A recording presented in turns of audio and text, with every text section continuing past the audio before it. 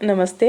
मैं डॉक्टर कोटुळे बायजा इस ऑनलाइन ताशिका में बीए प्रथम वर्ष के ऑप्शनल हिंदी विषय के सभी छात्रों का मैं स्वागत करती हूँ।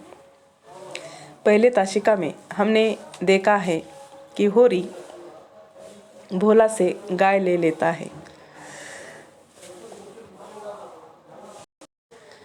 भोला होरी के दोनों बैल ले जाता है। होरी बैलों के अभाव में पंडित दाता दिन के साथ सांझे की खेती करने पर विवश हो जाता है। ऊख बेचते समय सारे रुपए महाजन साहूकार लेते हैं। घर पर सब इस इंतजार में थे कि फसल के रुपए मिलते ही कम से कम साधारण बैल ही खरीदेंगे। ऊपर से घर में न अनाज था, न पहनने को पर्याप्त वस्त्र। पर होरी घर खाली हाथ लौटता है और सारी हकीकत धनिया को बताता है। धनिया इस बात से चिंतित होती है कि अब खाएंगे क्या। होरी कहता है कि अब मजदूरी ही करनी होगी। होरी इस दिन शाम की आरती में अचेत हो जाता है। सभी घबराते हैं।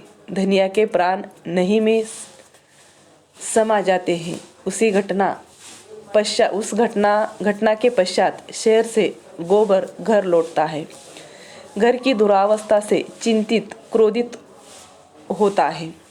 भोला द्वारा बैल ले जाना तथा पंचायत का डांट लगाने की बात सुनकर स्वयं को दोष देता है। भोला के घर जाकर बैल ले आता है। दाता दिन को भी 3 वर्ष में 30 रुपए के 200 रुपए बनाए जाने पर फटकारता है। होरी गोबर को कहता है कि हमने जिस ब्याज पर रुपए लिए वह तो देने पड़ेंगे। गोबर को पिता की भली मानसी अच्छी नहीं लगती। वह नौखेराम जो भरे हुए लगान को पुनः न दिया बताकर रुपए मांगने आया था, उसे भी गोबर खरी खोटी सुनाता है। वह पिता से कहता है कि मैं कब तक तुम्हारी रक्षा करूंगा, मेरा भी परिवार है, और वह झुनिया को लेकर शहर चला जाता है। मंगरू साहब ने रुपए के लिए होरी पर मुकदमा दायर किया था, जिसमें वह जीत जाता है और होरी पर 150 रुपए की डिग्री हो जाती है। वह होरी का पूरा खेत काट कर ले जाता है। ऐसे समय होरी की समधन की सहायता से सोना का विवाह हो जाता है।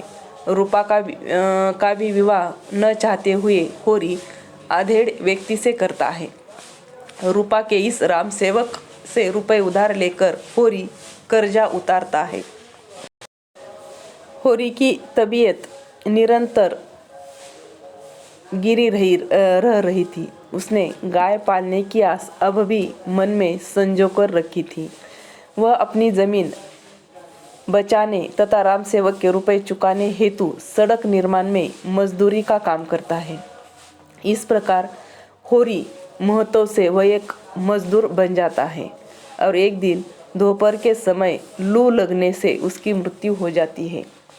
जो व्यक्ति उम्र भर गो लालसा में जिया, उसके अंतिम समय में उसी से गोदान मांगा जाता है। धनिया 20 आने दाता दिन के हाथ रख कर कहती है कि महाराज, यही इनका गोदान है। और यही यहाँ पर नाटक समाप्त हो जाता है। इस प्रकार हम कह सकते हैं कि विष्णु प्रभाकर जी ने प्रस्तुत नाटक में होरी द्वारा किसानों की भयंकर गरीबी का चित्रण करने के लिए ऋण की समस्या को केंद्र में रखा है। नाटक में कृषक परिवार स्वयं भी पूरा पेट नहीं भर पाता और जानवर भी भूखे रहते हैं।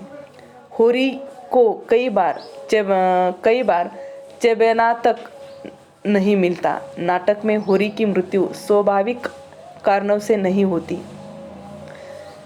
इस तक इलाज नहीं पहुंच पाता, पर दाता दिन के समान लोग अपना स्वार्थ साधने गोदान पाने अवश्य पहुंच जाते हैं। धार्मिक भावना किसानों के आर्थिक शोषण को कितना गहरा कर देती है और अपनी रूढ़िवादिता से ग्रस्त होकर किस प्रकार सामाजिक हत्या का शिकार होता है।